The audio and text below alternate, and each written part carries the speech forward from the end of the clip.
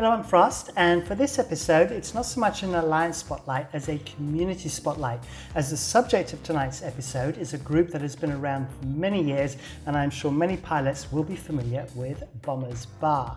My guest is Nova Valentis, who is a senior council member and has been a leader and an FC since around 2014.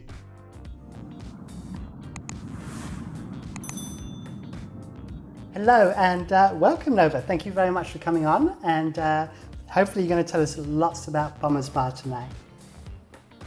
Yeah, I'm going to do my best. Okay. All right. So so the format is normally I like to talk a little bit about the history and kind of where Bombers Bar comes from. Then obviously for you guys, it's something very different for me tonight because we're going to be talking about Npsi, and we'll go into more detail into that later. So let's start at the beginning then. Bombers Bar. Now, how long has it been around? When did you start, and where did it all come from?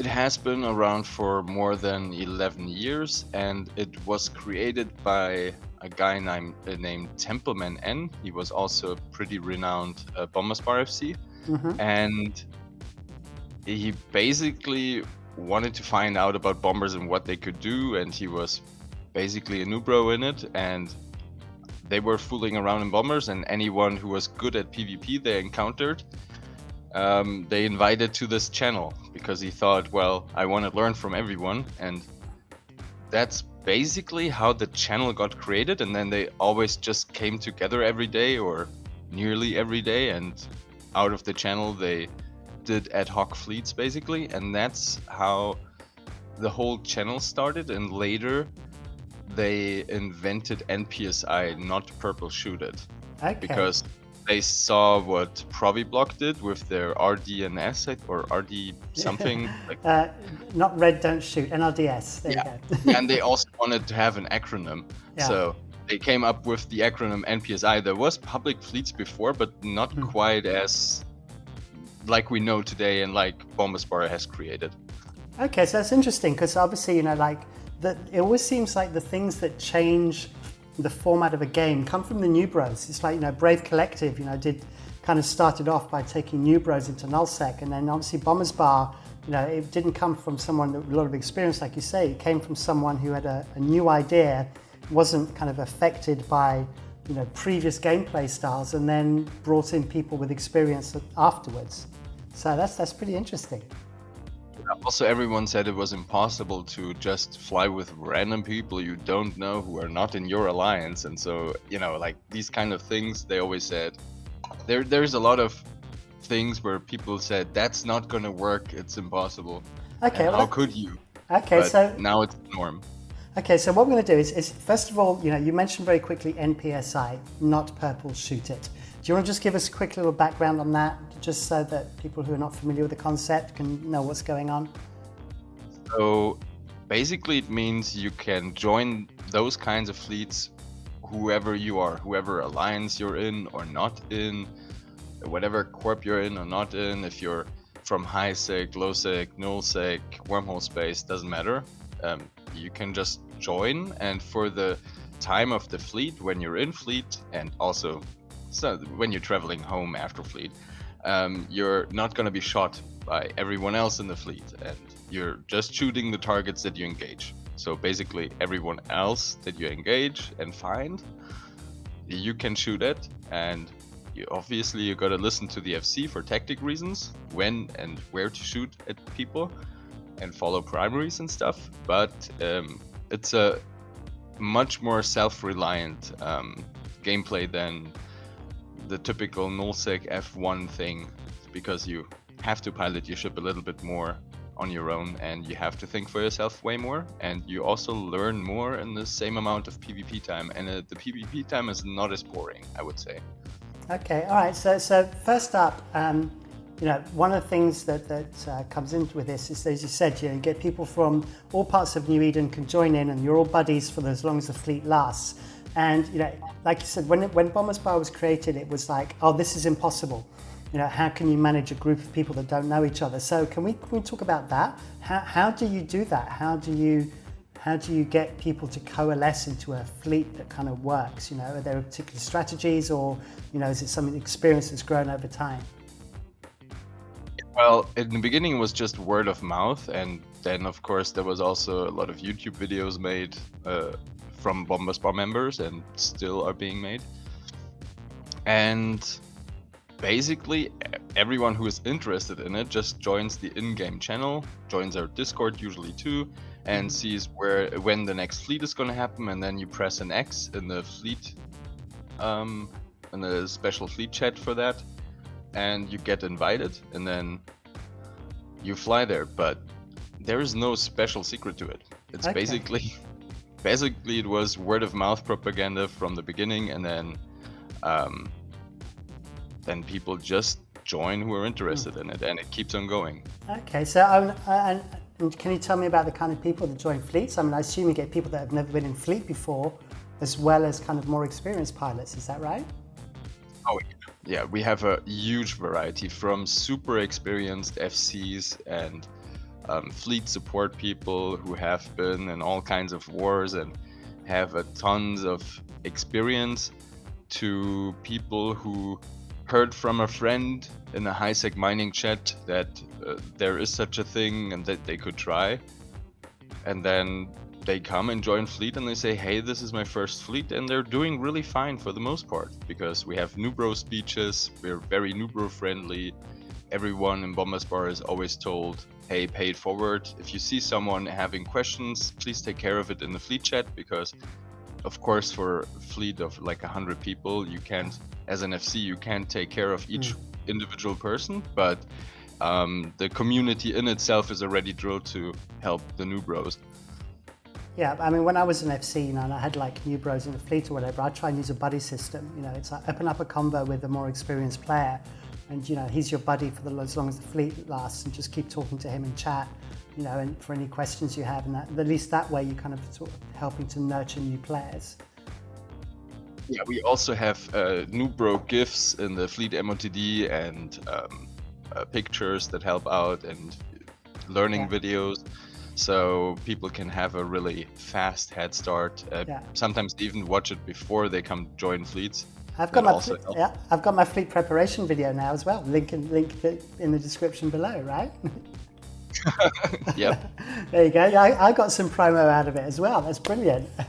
Okay, so you know, now we know a little bit about the players. Are there, you know, is there, obviously you've got players in all time zones, right? And so that means you've got FCs in all time zones as well? Yeah, I would say so. I mean, yeah, basically there could be fleets at any time zone. I think the time zone that is the least active is between like 300 and 800 or something. Okay, so late US. Yeah, very late US. Yeah. Yeah, that's probably the least active, but we have good FCs in all time zones, and sometimes US is more active. A lot of the times EU is more active, and but there's also a thing on weekends when because we have really good Australian time zone FCs, when there's a earlier fleet, then the EU people on the weekend just, you know, you wake up, you get your coffee, join the fleet. The Saturday morning fleet, right? Yeah. Yeah. It's super fun. Nice. Yeah, get some kills before breakfast kind of thing. Or even after I do it after breakfast, but yeah, you can. You get up earlier than I do then. Yeah, on our 58-hour fleet or whatever it turned out to be, it was crazy, but it was just like, you log off in the same system, you log back in, there's the fleet. That was hilarious. Okay, so go over that again. So you had a fleet that lasted how long? Forgot the precise name. It was supposed to be 48-hour fleet, because it was a crazy idea in an FC chat, and then they were all like, oh, let's do it, that sounds silly. And so you basically rotated your FCs then and just kept it going. Yeah. And we all planned it out in Excel, and then we asked the community to put in the support, put in their names as support chips, because we need so much support that we can't do it without the community. Bomberspar is basically run by the community for the community, so if we wouldn't have a Black Ops and X amount of rolling ships and fuel trucks and recons and link ships and all of that stuff, then it wouldn't run. And I mean, they did a fantastic job to, I think we did 48 hours, 58, and Yeah. but I'm not sure how much it was in total, but it was a crazy amount of hours. Excellent. Okay, so that brings us on nicely onto ships and stuff, because you were just talking about that. So far we haven't actually talked about what Bombers Bar actually do. So do you want to describe the process and also maybe describe the different kinds of doctrines that you use to do these jobs? Yeah, we do different fleet types. So some fleet types require more support ships and some can do with less. So one easy to get into fleet is Habakkuk, where basically you drop from high-sec Citadel or something onto random targets using a Black Ops battleship. That is almost used in almost every fleet. And you as a player, you maybe just join in a bomber in the beginning, and then you drop on random targets in low sec. And well, we have so many fleet types. We have whaling, we have armadas, which is we roll a nullsec static wormhole. So we go through wormholes, and it sounds super complicated, but everything is explained. We have shared bookmarks, and it's pretty easy setup and easy to find. The ships we use, mainly bombers, of course, Bombers Bar. Then recons, like Falcon, Rapier, Arazu. That's core of almost every fleet type. The Black Ops battleship is basically our space bus that bridges us around in space. And it's our transport system. Then we have fuel trucks and loot trucks. They sometimes steal very expensive rocket loot right in front of the enemy fleet. So that's also a fun job to do because it's very daring. Yeah, and also you don't want to use the fuel truck because otherwise you can't get home, right? Because that's the thing most people are not aware of is Black Ops battleships don't have much fuel.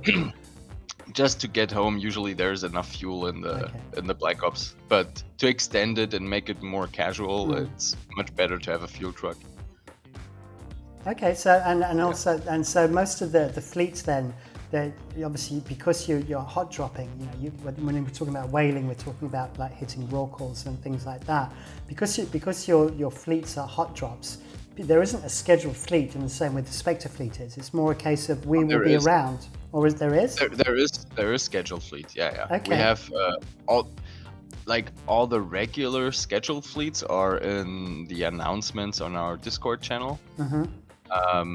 And also in the Bombers Bar MOTD in the main channel in the game, there's also the pre-announced fleets where we just say, oh, okay, like at 1900 Friday, we're gonna go out and we're gonna try to find stuff and kill it. So those are the regular fleets, and then we also have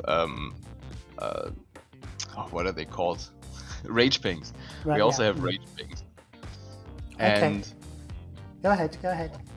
yeah, and on rage pings, basically FCs get intel from people finding stuff in space. They inform the FCs, and if there is an easy way to get there with a fleet from HiSec, then they might do it, and then they call for rage ping, and then, well, if you just happen to be close to the computer, you go in, log in, you go to the directions in the fleet MOTD, and then hopefully you get a super kill or something fun.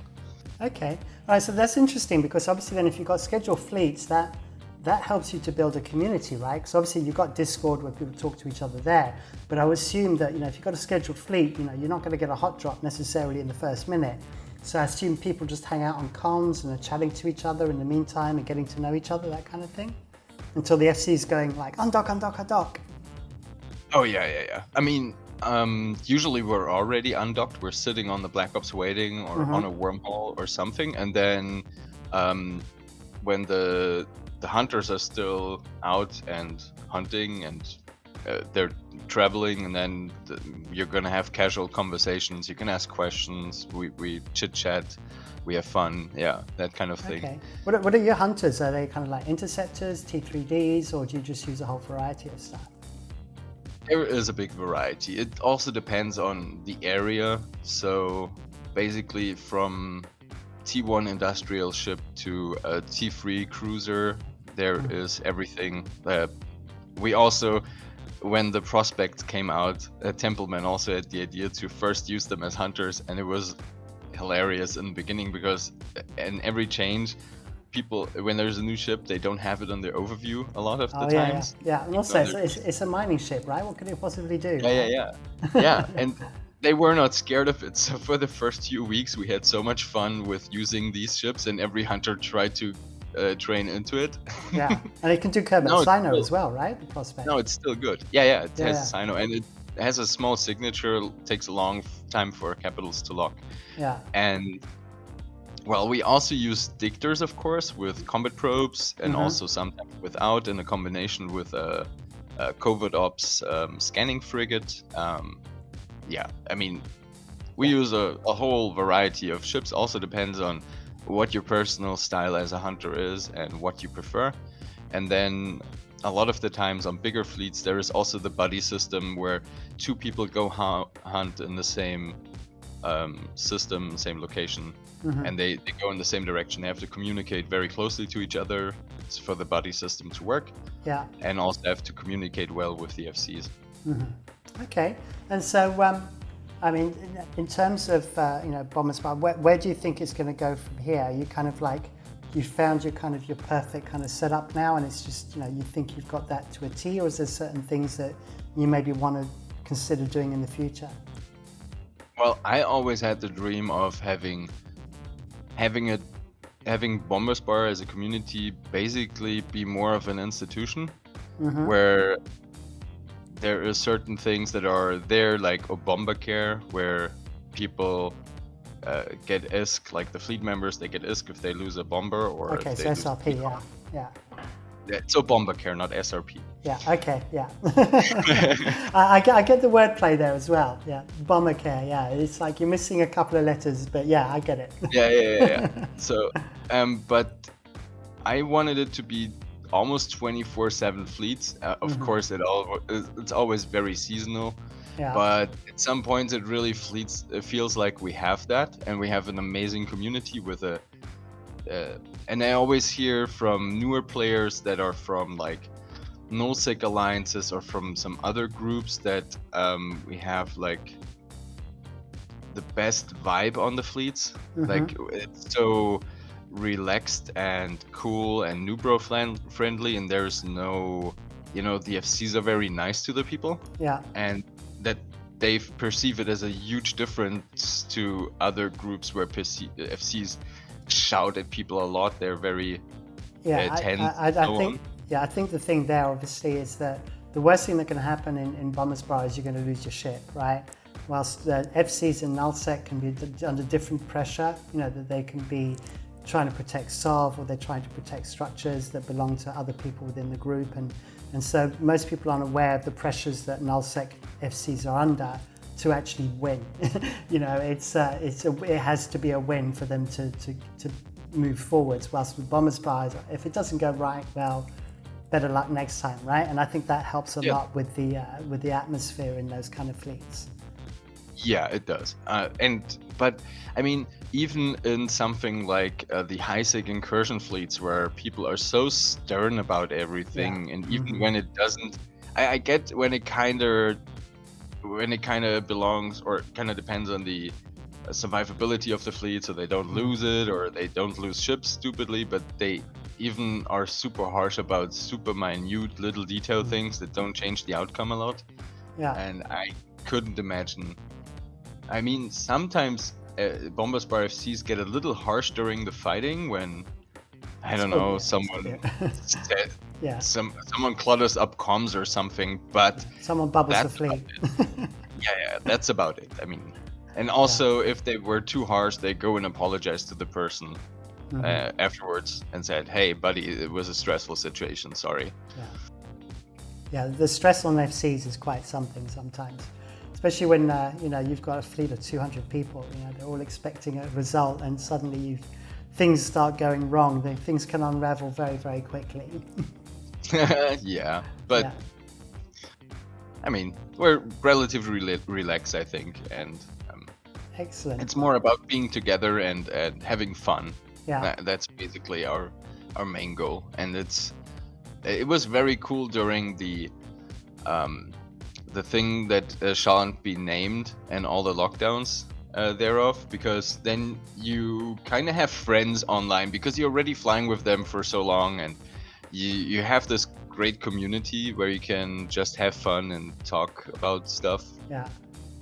Yeah, I mean, I think Eve has been great in that respect, you know, that it's allowed people to have an outlet and to have a social life online, right? You know, and I think the Eve community doesn't get enough credit sometimes, you know. It's like, yeah, there's a lot of flaming and you know, it's trash talking local for some people, but it's only a minority, and the rest of Eve is just quite an amazing community.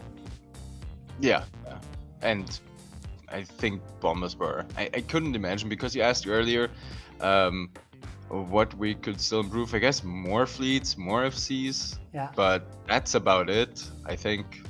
But I guess you can always ask for more. Okay, I yeah, mean, of course, yeah. even if we would have a fully scheduled day where there's almost a fleet at every hour, I guess then people would just ask, hey, why just don't have 2 fleets? Yeah, yeah, and then can we have a Russian-speaking fleet, and can we have a Bulgarian-speaking fleet, and and then you become Actually, multinationals. most fleets are just English. I tried a Yeah. German fleet once, but I didn't know the I didn't know the Eve specific German words. I only play Yeah. Eve in English, and it was just funny. Like I tried so hard to translate everything from English to German while I was FCing, and people were laughing at me so hard. It was really funny.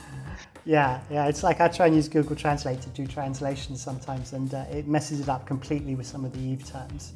Anyway, I'm rambling on now. So the main thing is, I think we've covered everything. Is there anything that I've forgotten, or anything that you want to bring up at this stage?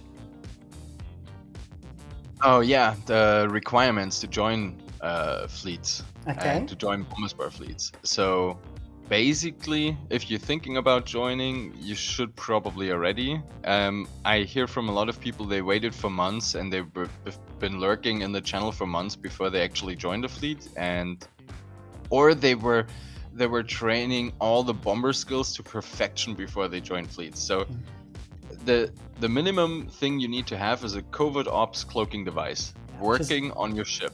Level 4 And cloaking, that's, right? yeah, covert ops cloaking, and that's it. And if you have that, you can join the fleets, and you probably already should. Yeah. Where if you have trouble with your fitting, we're gonna help you out. We're gonna make sure you get on the kill mails, and as long as you have the module, you can already be useful in the fleet, and you can have fun, and you can already learn, and then you can also figure out what is the most important to skill right now, and then you get better from there. You don't have to wait. Yeah, You don't have to wait around. Improve the skills in game as well as your own personal skills at the same time, rather than at trying the to do same one time, after the and other. Yeah. Not, you don't have to wait around, and you can join right away. If you have a covert ops cloak, you can come. All right, perfect. I've really enjoyed this chat. Thank you very much for giving us a really, really good picture of Bombers Me Bar. too. And, Hope I did. Yeah, and I will link everything in the description below, like in-game channels, Discord links, all that kind of good stuff as well. So if anybody's looking to get in touch with you guys, they can do it nice and easily. So once again, thank you very much for coming on, Nova. That's been awesome. And right, take care and see you soon. Very much. All right, bye. Have a great day. And there we go. I hope you enjoyed that interview. I think it gave us a very, very good insight into Npsi and public fleets in general, not just Bombers Bar. And if you want to know more about Bombers Bar, then obviously information in the description below, and I always try and pin a comment that's related to the group as well. All right, that's all from me. As always, please be sure to like, subscribe, hit the bell icon for notifications, and do mention me in your Corp Discord and Alliance Discords, and catch up on my weekly updates. All right, that's all from me. Bye for now.